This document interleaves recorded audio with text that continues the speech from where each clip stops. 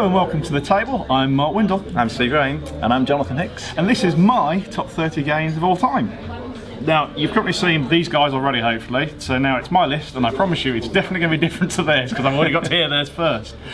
I think both me and Steve used the Pub Meeple site to, they've got a sorting tool on there, it'll be down in the show notes, and yeah, that helped a lot.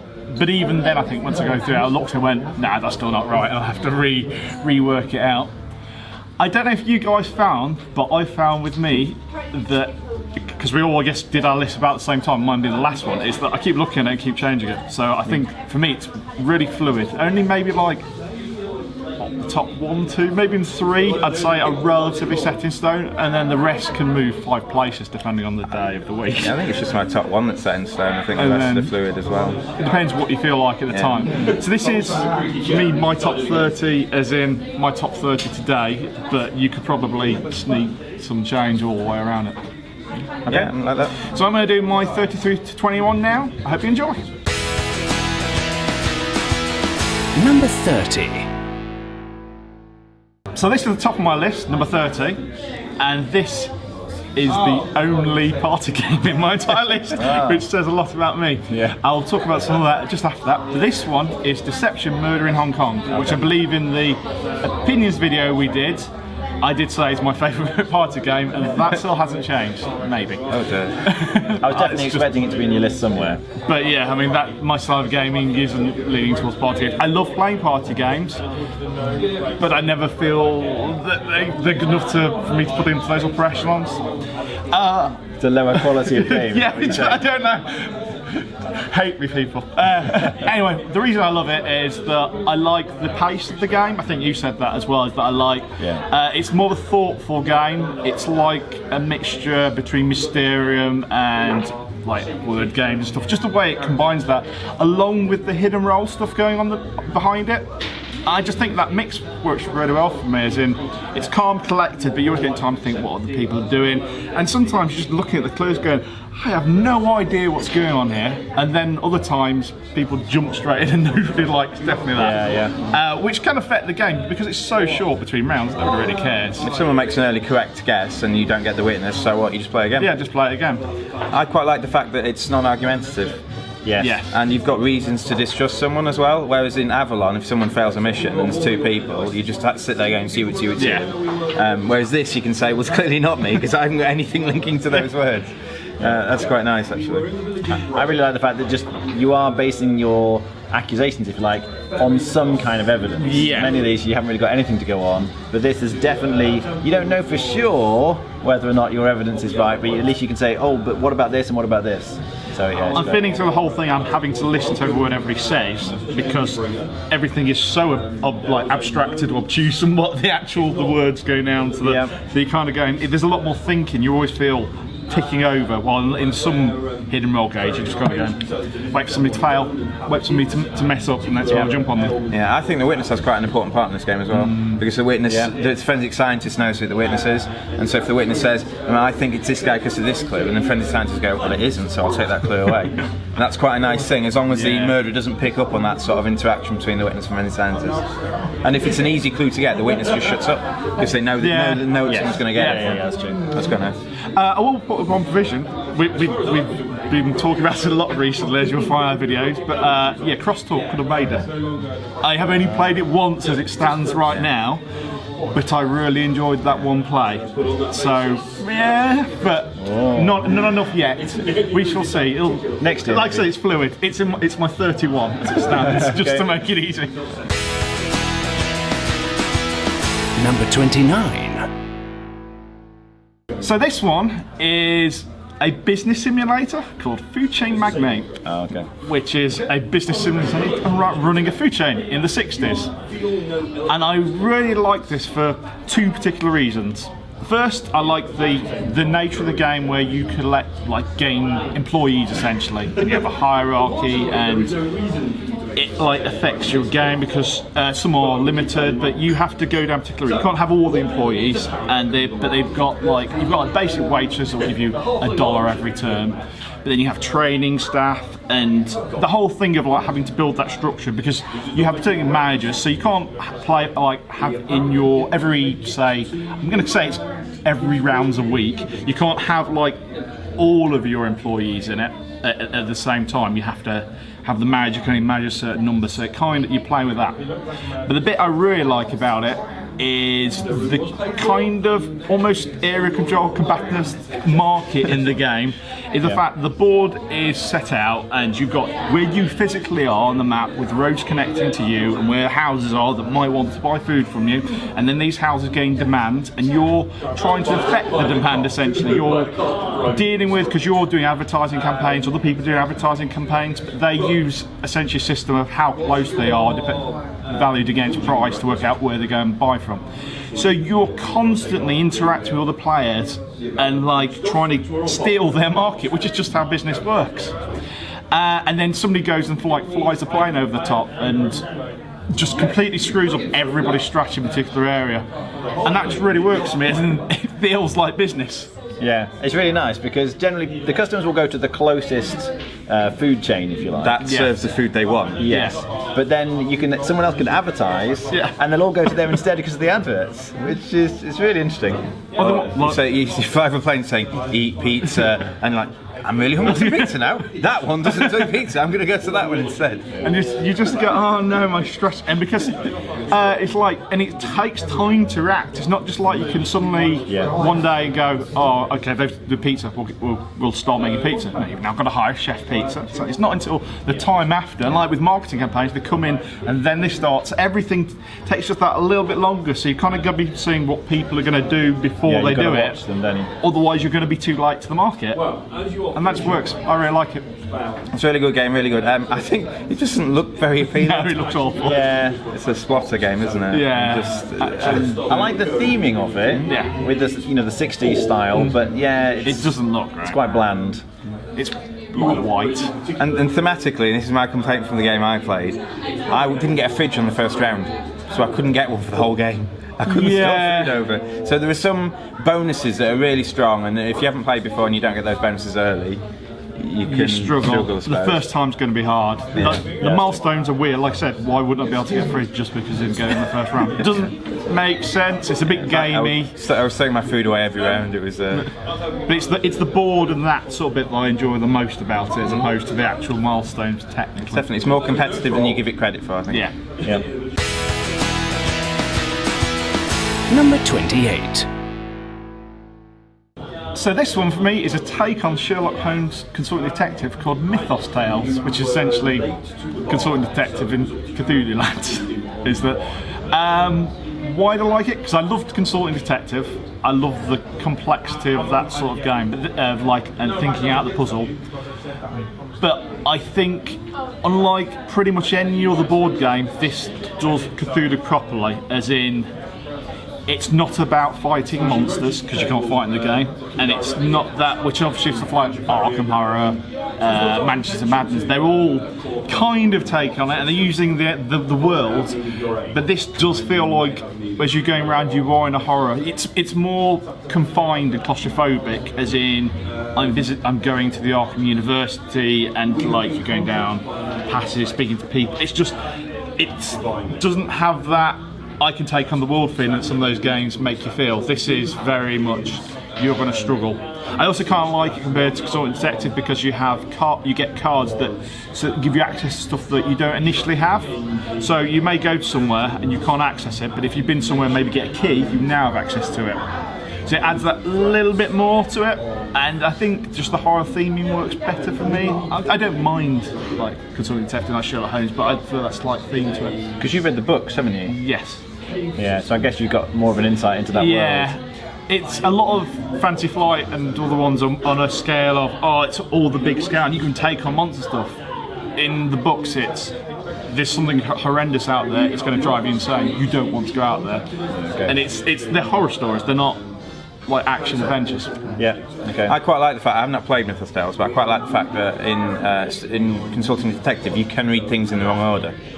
you can find out about someone's wife before you've met the person. Yeah. But the way you meant to do it is you meet the person, he says, my wife's over there, and you, okay, I'll go and find his wife. And you can kind of accidentally look at the wrong thing, where if you need a key to get to a certain point, they can do that so the story stays straight, so that's quite a nice...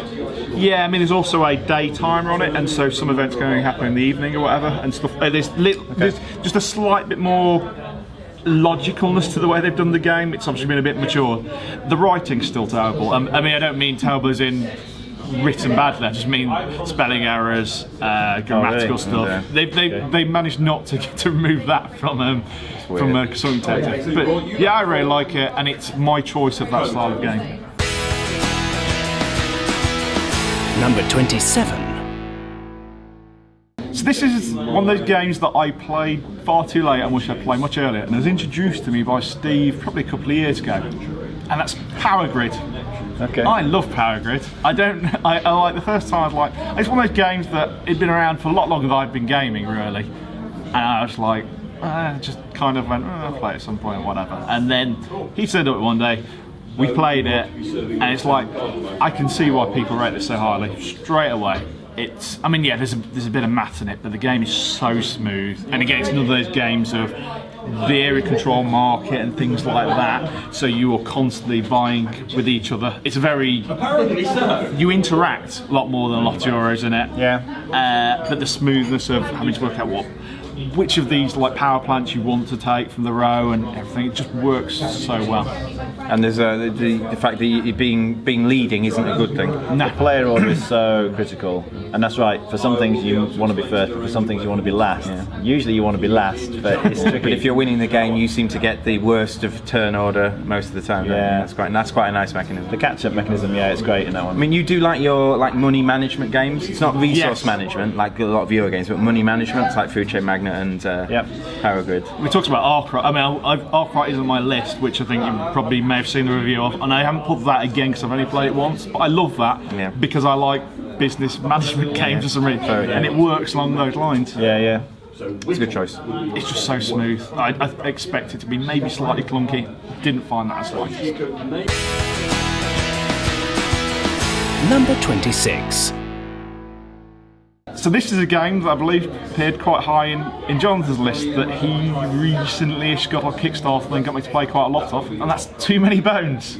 I've not played it quite as much as him, unsurprisingly, but I love the combination of the little area tactile game along with all the story. But most of all, I love the upgrade system, the experience system. It is just so good. Just the you adding dice to give you new powers and to give you new abilities or improving abilities. It just works so well. It has that character level up feeling, and you just can't wait to get another dice in there and get a better character. And then everything gets harder. You're like, I need more dice, and I don't know. I just don't think I can think of any other game that does leveling up as well as that game. There's so much choice, isn't there? You're never going to get to use all of your dice. And every character is so different. Yeah. So yeah, it's. I don't think Steve can tell much about it, sadly. I've not played this game, as I will find with quite a lot of Mark's games as we go higher up this list. But I think we both agreed. I mean, it was real. Oh, it's in my top 10. Yeah, so, absolutely love it. But again, I've played it less, but I play it enough to know that I really like it. The only negative possible to it is that it can go on a bit long. Oh, it's long, yeah. But I think that works in playing the shorter version of the game, and then you get more difference in your characters. That doesn't bother me at all. It's one of those games that I would sort of play on an evening maybe, and then just leave it set up and continue the next evening, and you just really enjoy the whole session every time. Number 25. So my next game is Star Wars, the game, Star Wars Rebellion. The 2 to 4 player, in a strange sort of way, game about Star Wars that literally covers Star Wars. I don't know how to say it more than it is. If you want to play a game of Star Wars, this is what it is, because you get the whole galaxy sort of spanningness of it mixed with the hidden rebel base, which is so important, obviously the main plot of the film, but also this, and you get the nervous. I mean, if you play on the rebel side, you have got the nervousness of they're getting close to the rebel base, but then you get the feeling different on the Empire side, where my fleet is so slow. Yeah. I've got these massive starships, but they can move one square, and I need to go all the way over there, and that's in 3 turns time, and they might not even be there. And that push-pull throughout just works really well. Yeah, I don't know what to say.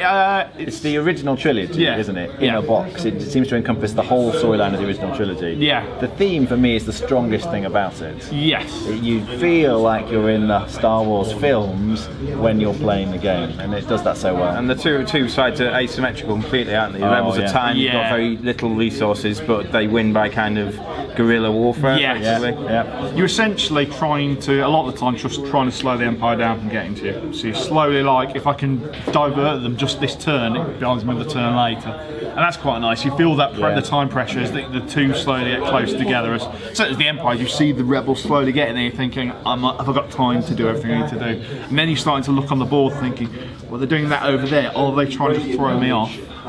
Yeah. Or are they actually defending that area?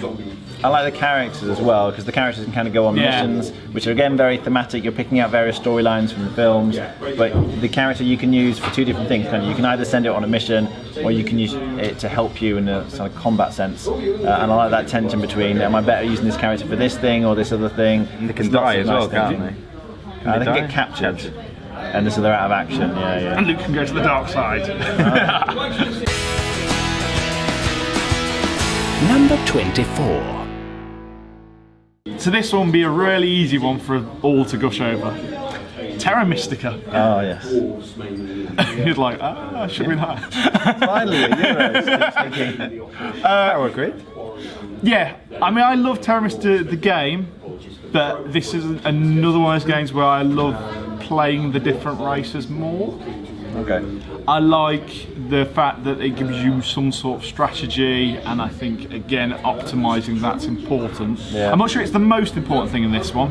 I think things going on the board are also very important, as in being close enough to get magic when you need it, like mana, but not too much to be given to other players and stuff. And there's a lot going on, but I like the fact it looks like it's going to be a really complex game, and it is to some extent. Yeah, it kind of is. But the rulebook didn't help, but it's much smoother than once you sort of get through it. I find it makes more sense. It goes. It's smooth when people know how to play, definitely. Yeah, as long as you've got one experienced player to kind of tell you about the little, you can only do that if you've got these. So basically you've got a list of 7 things or 8 things you can do in your turn, and it's a bit of a sandbox. You've got all these resources, you can do whichever one of them you want.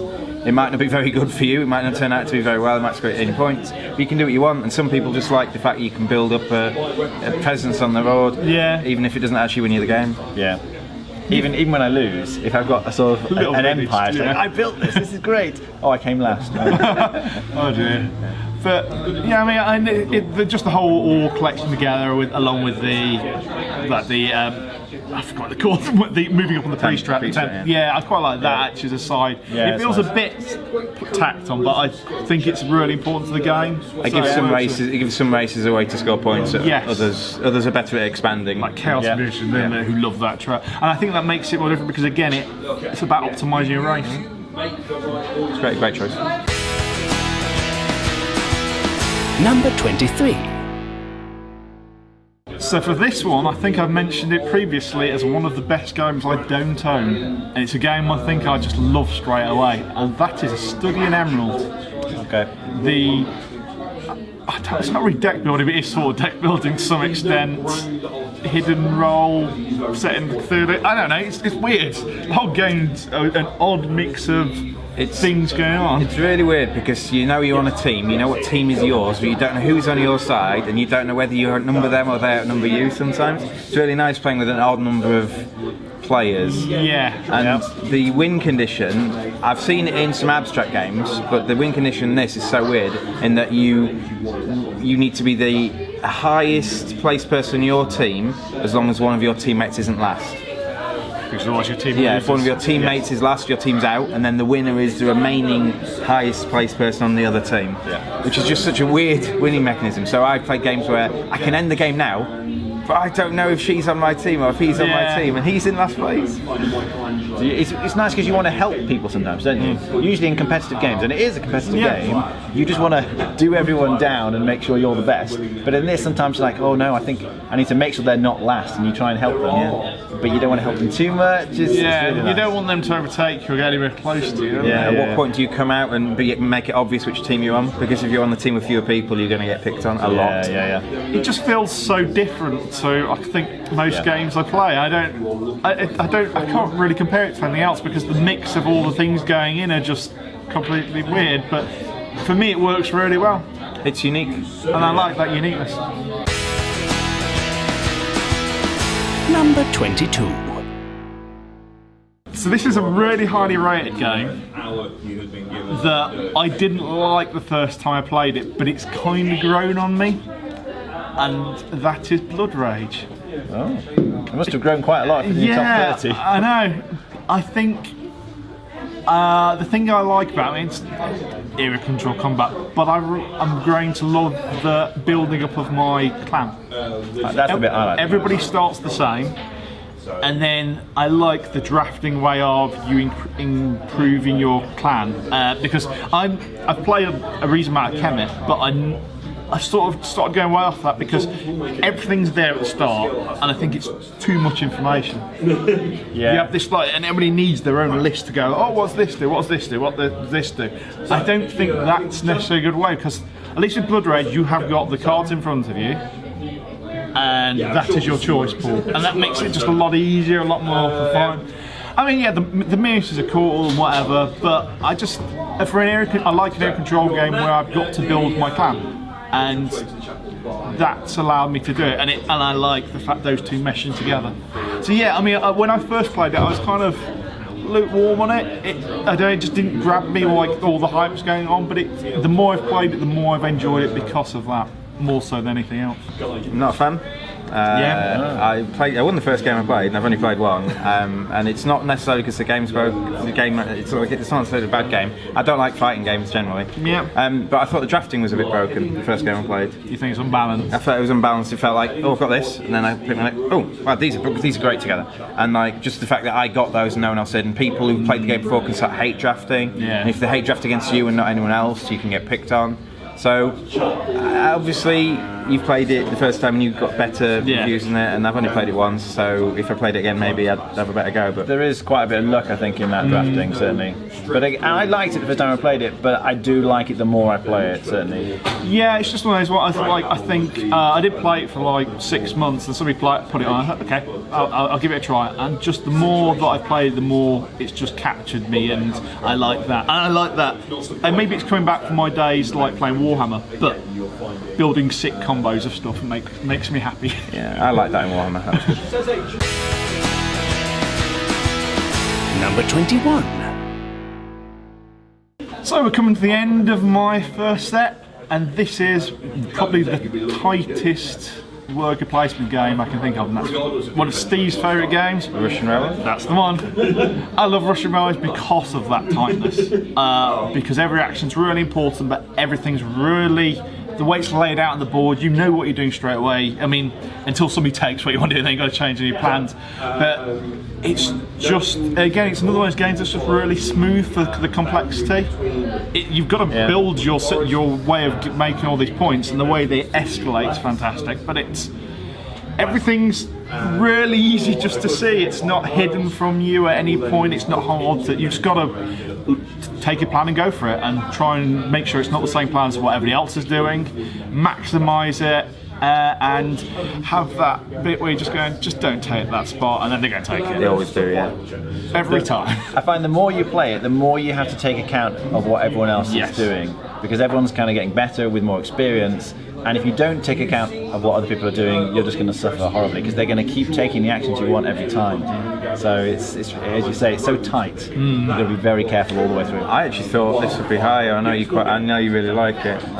It's 21 in the list of 100 to 100. I would have guessed initially it'd be your top 10.